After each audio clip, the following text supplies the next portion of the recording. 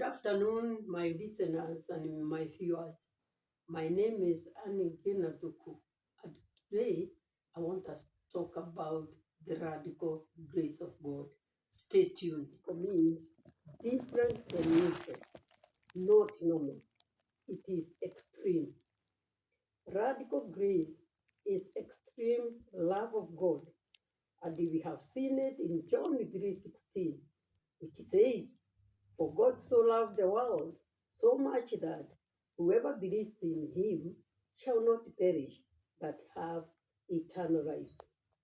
There are about three things Jesus said that were radical, and I'll give you those three things. One of them is in Matthew 5:44, which says, "Love your enemies and bless those who curse you." For a human being, this is a bit hard because you cannot love somebody who hates you and who curses you. But by the grace of God, you can do it. The other one is Matthew 5, verse 39. If one hates your cheek, turn to them the other one. This is not what Jesus meant about giving one your cheek to slap, after slapping you another one. Actually, what Jesus meant is let it go. Even if one wrongs you, let it go. Don't respond. Another thing that he said that was radical is found in John 8:3-11. It is the story of the woman who was about to be stoned. He was accused by the Pharisees and his scribes, and they dragged him to the temple court where Jesus was teaching Bible study very early in the morning. They took her there, calling her all sorts of names and beating her, and they wanted to hear what Jesus would say. When Jesus heard the accusations, he stooped down and he wrote something. They continued to abuse her, and they were wondering why Jesus was silent.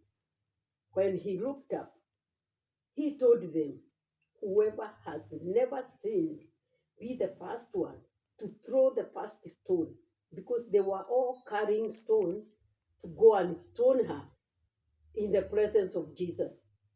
Then Jesus stooped again. When they heard that, they left one by one, from the smallest to the oldest, and they dropped their stones and disappeared in the thin air. Now, there is a story in Matthew 20:1-16, which will make us understand better about the radical grace of God. And this is the story of the 11th hour workers. In the parable, Jesus tells of a landowner who goes out early in the morning to hire workers for the vineyard. He agrees to pay them a denarius for the day's work. As the day progressed, the landowner continued to hire more and more workers. One group he hired at 9 a.m., that is the third hour. Another group he hired at 12 noon, the sixth hour. And another group he hired at 3 p.m., the ninth hour. And the last group he hired at 5 p.m., the 11th hour.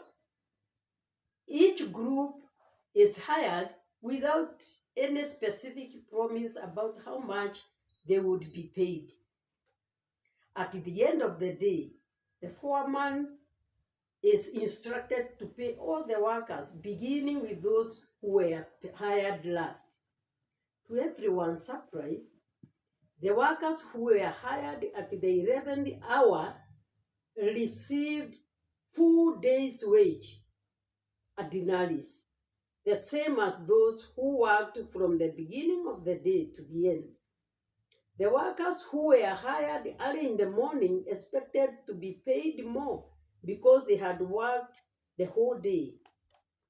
However, When they too received 1 denarius, they complained, they grumbled against the landlord, feeling that it was not fair. It was very unfair to them.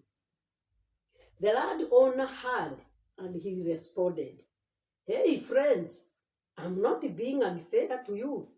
Didn't you agree to work for a denarius? Take your pay and go. I want to give the one who was hired in the last hour as I gave you. Don't I have the right to do what I want with my own money? Or are you envious because I'm generous?" Matthew 20:13-15. From this short parable, there are some lessons we can draw from it, about 2 or 3. And the first one is about God's grace. God's grace is generous and not earned. The key message of this parable is that God's grace is not something you can earn by working for long hours or by working harder or by being first in the line. God's kingdom operates on a system of grace, not merit. The denarius represent the gift of eternal life and salvation, which is freely given by God to all who come to Him, whether they come early or late in life. The workers who came in at the 11th hour got the same wage because God's grace is not measured by human standards. We cannot earn more grace by doing more. Actually, this one, I find it a problem because when we are appreciating pastors, when they are preaching, there are those who keep on telling them, "More grace, pastor, more grace, pastor." There is nothing like that. You cannot earn more grace because of doing more. This parable teaches us that God's grace is equal to everyone, whether we have been faithful Christians all our lives or come to faith later in life. The reward is the same for all: the eternal life with God. Another lesson we can learn from this short parable is avoid comparison and grumbling. The early workers in the parable began to grumble and compare themselves with the others, thinking they deserved more because they had worked longer. This kind of attitude reflects a spirit of entitlement and envy. As Christians, we should be careful not to compare our journeys with others. God deals with each one of us according to His perfect plan and timing. Instead of comparing and grumbling, we should celebrate God's generosity towards others. The third one: the last will be first, and the first will be last. Jesus ends the parable by saying, "So the last will be first, and the first will be last." Matthew 20:16. This statement turns our worldly understanding of status and merit upside down. In God's kingdom, those who are considered last or least by the worldly standard may be the ones who receive the most grace and blessings. This is a message of hope for those who come to Christ late in life or feel that they are less worthy. God's grace is available to all, and the invitation to the vineyard is extended to everyone, regardless of when they respond. God's grace for all people. And let us remember that it is not about how long you have worked. It is about the grace of God that covers us all. Be blessed.